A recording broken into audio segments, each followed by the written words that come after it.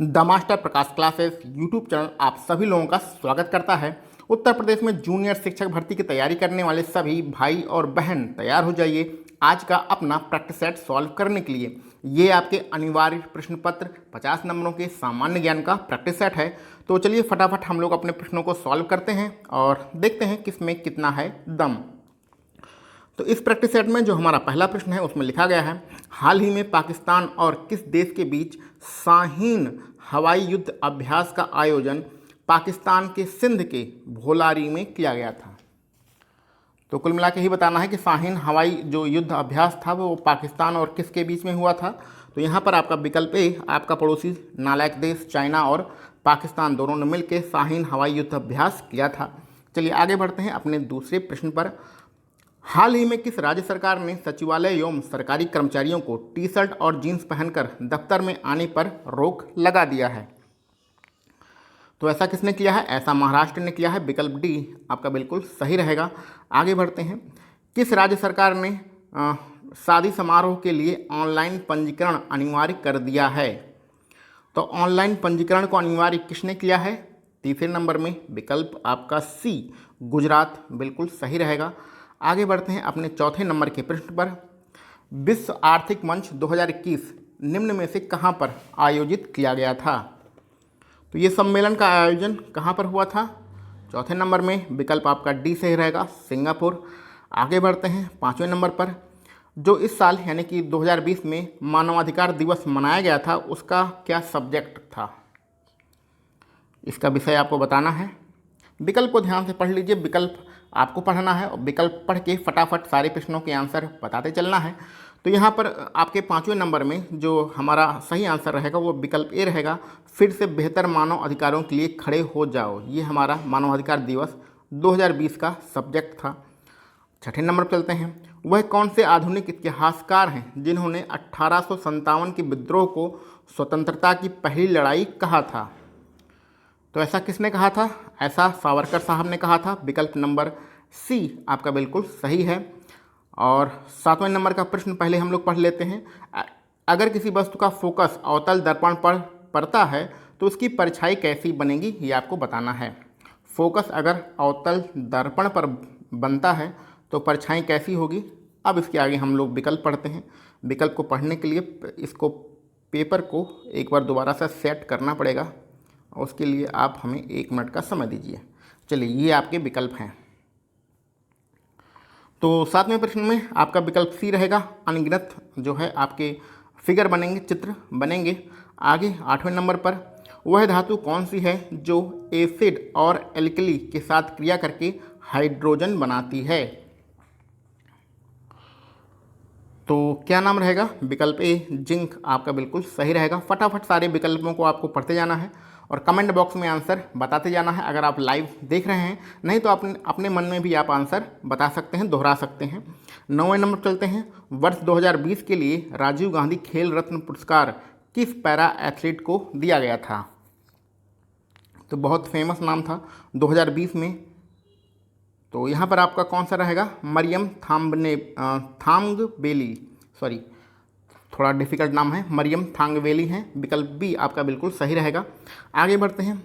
किस नदी घाटी की गहरी खड्डभूमि के लिए विख्यात है? यानी कहने का मतलब है कि ऐसी कौन सी नदी घाटी है जो अपने गहराई के लिए विख्यात है, बड़े बड़े गड्ढों के लिए विख्यात है? 10वें नंबर में विकल्प सी आपका बिल्कुल सही रहेगा, चंबल। आगे बढ़ते हैं 11वें नंबर पर। भारत के संविधान में निम्न में से किसके विरुद्ध अभियोग चलाने का प्रावधान नहीं है? तो महाभियोग अगर चलाना हो तो हम लोग किसके विरुद्ध नहीं चला सकते हैं? यहाँ पर आपका विकल्प बी, किसी भी राज्य के जो राज्यपाल होते हैं उनके विरुद्ध महाभियोग नहीं चलाया जा सकता है। 12 नंबर में आपको जोड़ा मिलाना है। ठीक है, तो पहले हम लोग जोड़ा मिला लेते हैं, विकल्पों को बाद में देखेंगे। यहाँ पर किस धर्म में कितने संप्रदाय हैं या कितने भागों में विभाजित है यही आपको बताया गया है। जैसे हिंदू के लिए सनातनी और आर्य समाजी होते हैं। मुसलमान जो होते हैं कैसे होते हैं? मुसलमान आपका शिया और सुन्नी में डिवाइडेशन होता है। सिख का निरंकारी और नामधारी में डिवाइडेशन होता है और ईसाई लोग कैथोलिक और प्रोटेस्ट में डिवाइडेशन होता है। तो इस प्रकार अगर आप विकल्प को ध्यान से देखेंगे तो आपका जो पहला वाला विकल्प रहेगा वही आपका बिल्कुल सही रहेगा। तो आगे बढ़ते हैं। ब्रह्म समाज के संस्थापक कौन है? ये तो सबको रटा होना चाहिए, राजा राम मोहन रॉय। 14 नंबर पर चलते हैं। निम्नलिखित में से कौन सा विषय संघ सूची के अंतर्गत आता है? तो इन 4 विषयों में संघ सूची के अंतर्गत कौन सा विषय आता है? तो 14 नंबर में पहला विकल्प बी माह आपका बिल्कुल सही रहेगा। आगे बढ़ते हैं अपने अगले प्रश्न पर। 15 नंबर पर, भारत में हाथी परियोजना सबसे पहले कब शुरुआत किया गया था? तो हाथी परियोजना की स्टार्टिंग कब की गई थी? आपको रटा होना चाहिए 1992। आगे बढ़ते हैं। एमडीएम जिसको हम लोग मध्याह्न भोजन योजना भी कहते हैं, इसको देने वाला, इसको लागू करने वाला देश का पहला राज्य कौन सा था? तो 16 नंबर में विकल्प सी मध्य प्रदेश आपका बिल्कुल सही है। 17 नंबर पर चलते हैं। और हाँ, निम्नलिखित में से कौन सा स्त्रीलिंग हार्मोन्स है? तो कौन सा स्त्रीलिंग हार्मोन्स है ये आपको बताना है 17 नंबर में। और यहाँ पर पहला विकल्प एस्ट्रोजन बिल्कुल सही रहेगा। अब हम लोग अपने अर्थशास्त्र के प्रश्नों पर चलते हैं और इसमें लिखा है अवमूल्यन। अवमूल्यन का क्या मतलब होता है? इन 4 विकल्पों को पढ़ के आपको बताना है कि अवमूल्यन का इन 4 विकल्पों में से क्या मतलब हो सकता है। तो यहाँ पर विकल्प सी आपका सही रहेगा। अन्य देशों की मुद्रा की तुलना में घरेलू मुद्रा का मान वही हमारा अवमूल्यन कहलाता है। 19 नंबर पर आगे बढ़ते हैं। सबसे पहले दीनदयाल हस्तकला संकुल व्यापार सुविधा केंद्र की शुरुआत कहाँ से की गई थी? सुविधा केंद्र कहाँ पर है ये आपको बताना है। 19 नंबर में बनारस बिल्कुल सही रहेगा। 20 नंबर पर चलते हैं। निम्नलिखित में से कौन सा एक वायु प्रदूषक के जैविक सूचक का कार्य करता है? तो वायु प्रदूषण जो होता है उसका जैविक सूचक किसे माना जाता है?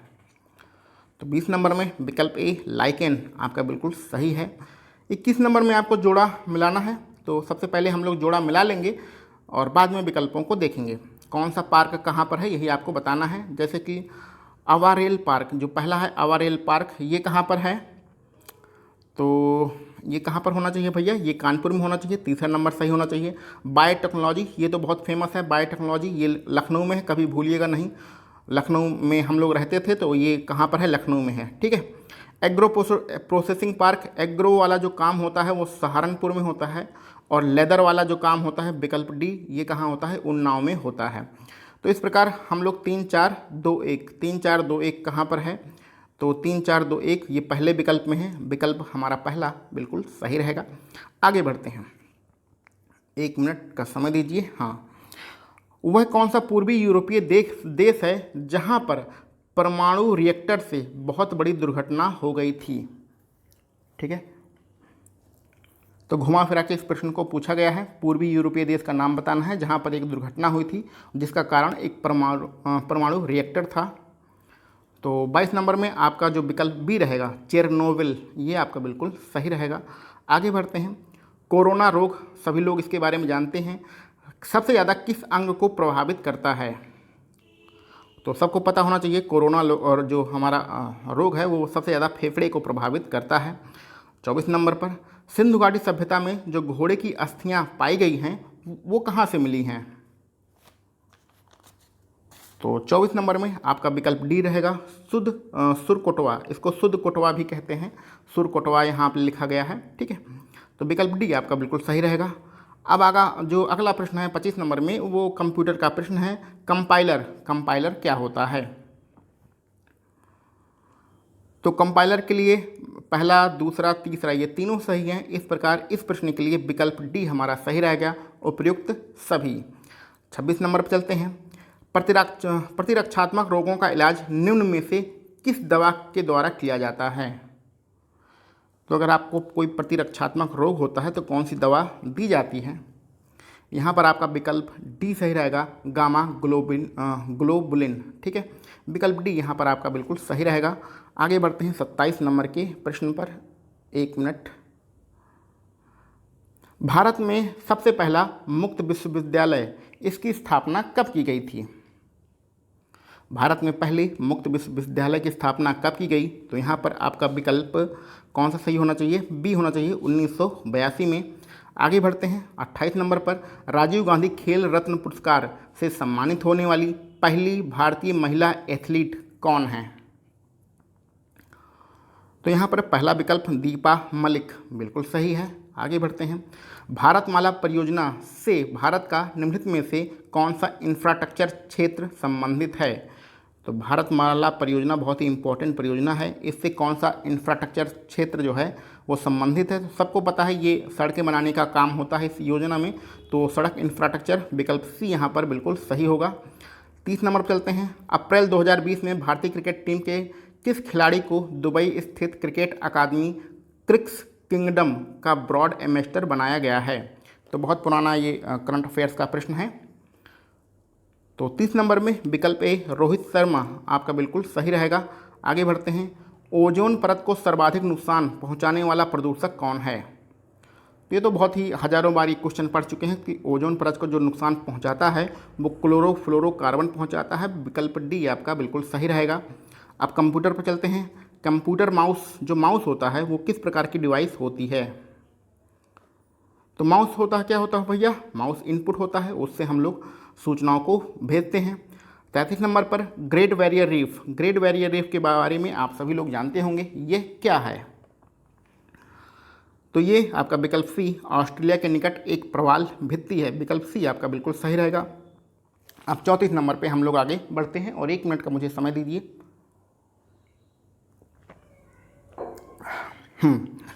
तो 34 नंबर का जो प्रश्न है वो अंग्रेजी वर्णमाला से संबंधित प्रश्न है, जिसमें हमें सादृश्यता निकालना, सॉरी ये क्या हो रहा है, हाँ ठीक भैया। तो हमें सादृश्यता निकालना है। सादृश्यता निकालने के लिए आपको क्या करना है, इसका जो संबंध इसके साथ है वही आपका इसका संबंध निकालना है। तो इस प्रकार के प्रश्नों को हम लोग हज़ारों बार सॉल्व कर चुके हैं। हज़ारों बार नहीं, सॉरी 20 प्रैक्टिस सेट हम लोगों ने बनाए थे, उसमें बहुत बार सॉल्व किया है। तो सी का डी से, एल का एन से इस प्रकार संबंध निकाल लीजिएगा। सब लोग इसको सॉल्व कर लीजिएगा, कोई बहुत ज़्यादा दिक्कत होने वाली नहीं है। यहाँ पर हम लोग रीजनिंग के प्रश्नों को सॉल्व नहीं करेंगे, नहीं तो वीडियो बहुत ज़्यादा लंबी हो जाती है। 34 प्रश्न में आपका विकल्प सी रहेगा। वीडियो पॉज करके इसको अभी सॉल्व कर लीजिएगा। चलिए हम लोग 35 नंबर पर चलते हैं। 35 नंबर में कथन, ए हमारा कथन को रिप्रेजेंट करता है, आर जो होता है वो कारण को रिप्रेजेंट करता है। तो कथन और कारण पहले पढ़ लेते हैं, फिर बाद में विकल्पों को पढ़ते हैं। तो कथन में दिया गया है, भारत में पिछले कुछ वर्षों में सार्वजनिक जो ऋण है वो सकल घरेलू उत्पाद के अनुरूप में कम हुआ है। तो सार्वजनिक ऋण का मतलब जो लोग लोन वगैरह लेते हैं तो वो कम नहीं हुआ है, ज़्यादा हुआ है। इस प्रकार जो आपका पहला वाला कथन है ये बिल्कुल गलत है। आगे बढ़ते हैं। दूसरे नंबर पर कुल सार्वजनिक ऋण में विदेशी ऋण का हिस्सा कम हुआ है।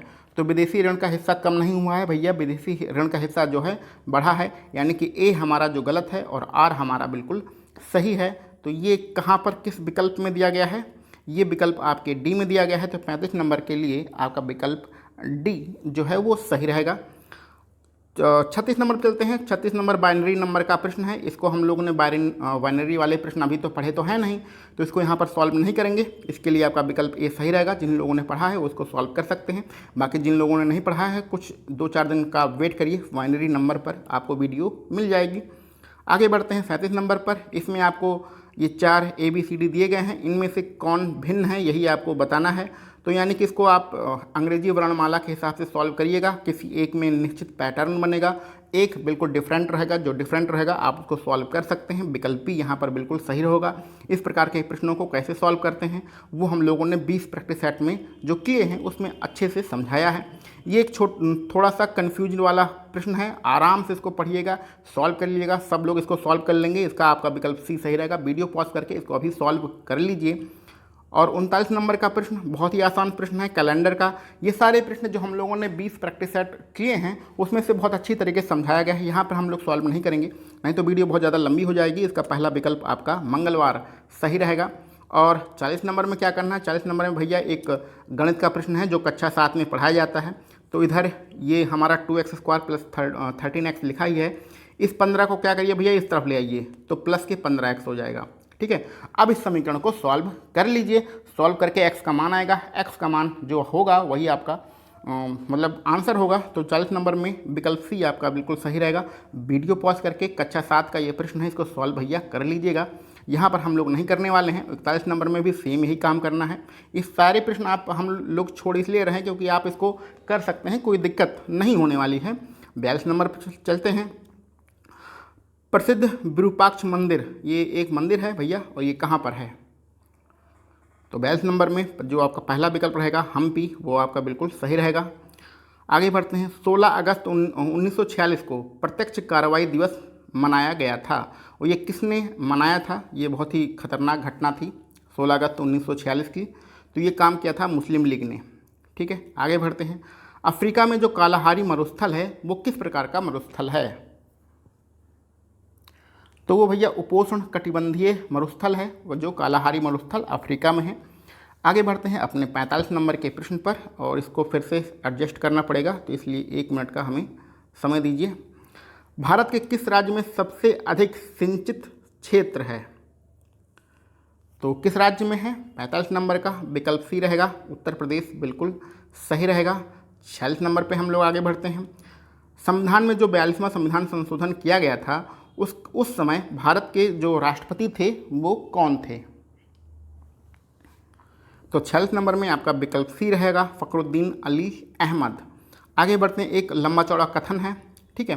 तो कथन में कहा गया है, संसद अपनी संशोधन शक्तियों का उपयोग संविधान के अनुच्छेद 368 के तहत मूल संरचना अथवा ढांचे को क्षतिग्रस्त, निष्प्रभावी, नष्ट, निरस्त, परिवर्तन या हेरफेर करने के लिए नहीं कर सकता है। ये कथन किसका है? ये सुप्रीम कोर्ट का कथन है, और ये कथन सुप्रीम कोर्ट ने किस केस के लिए कहा था? तो सबसे इम्पॉर्टेंट जो केस था आपका केशवानंद भारती बनाम केरल राज्य, उसी में सुप्रीम कोर्ट ने यह स्टेटमेंट दिया था। आगे बढ़ते हैं अपने 48 नंबर पर। थर्मोस्कोप का जो आविष्कार किया गया था वो किसने किया था? तो 48 नंबर में विकल्प सी गैलीलियो बिल्कुल सही रहेगा। आगे बढ़ते हैं। रक्त शरीर में क्या कार्य करता है? तो भैया रक्त तो शरीर में बहुत सारे काम करता है, लेकिन इन 4 विकल्पों में सबसे इम्पॉर्टेंट काम कौन सा है? तो 49 नंबर में विकल्प ए, रक्त जो होता है वो शरीर में के सारे भागों में ऑक्सीजन को पहुंचाता है। अगला प्रश्न कंप्यूटर का है, और ये हमारा आज का आखिरी प्रश्न है। कंप्यूटर में क्या होता है? हम लोग कमांड्स देते हैं, तो कमांड्स देने की जो प्रक्रिया होती है, उसको ले जाने की जो प्रक्रिया होती है, उसे हम लोग क्या कहते हैं? तो 50 नंबर में विकल्प आपका डी, एग्जीक्यूटिंग बिल्कुल सही रहेगा। तो इस सामान्य ज्ञान के 50 नंबरों के प्रैक्टिस सेट में टोटल हम लोगों ने 50 प्रश्नों को सॉल्व किया है। जिसमें रीजनिंग के प्रश्नों को सॉल्व नहीं किया है उसको आप लोग वीडियो पॉज करके सॉल्व कर लीजिएगा। अगर नहीं समझ में आएगा तो रीजनिंग के जो 20 प्रैक्टिस सेट बनाए गए हैं उसको देख लीजिएगा। सारे प्रश्न आपके लिए बहुत ही ज़्यादा आसान हो जाएंगे। तो टोटल इन 50 प्रश्नों में आपने कितने क्वेश्चन किए हैं, उनमें से आपके कितने नंबर बन रहे हैं, इस चीज़ को कमेंट बॉक्स में ज़रूर लिखिएगा। इसके अलावा कभी कभी कोई प्रश्न गलत भी हो सकता है जल्दबाजी में। कुछ हमारे बहुत ही महत्वपूर्ण और इंटेलिजेंट व्यूअर्स हैं जो अगर कोई गलती हो जाती है तो उसको कमेंट बॉक्स में ज़रूर बताते हैं। तो अगर ऐसी कोई बात हो तो कमेंट बॉक्स में ज़रूर लिखिएगा। इसके अलावा कोई सुझाव हो, कोई शिकायत हो, तो उस चीज़ को भी कमेंट बॉक्स में आप लिख सकते हैं। चलिए मिलते हैं हम लोग अपने अगले प्रैक्टिस सेट में। आप सभी लोगों को वीडियो देखने के लिए बहुत बहुत धन्यवाद।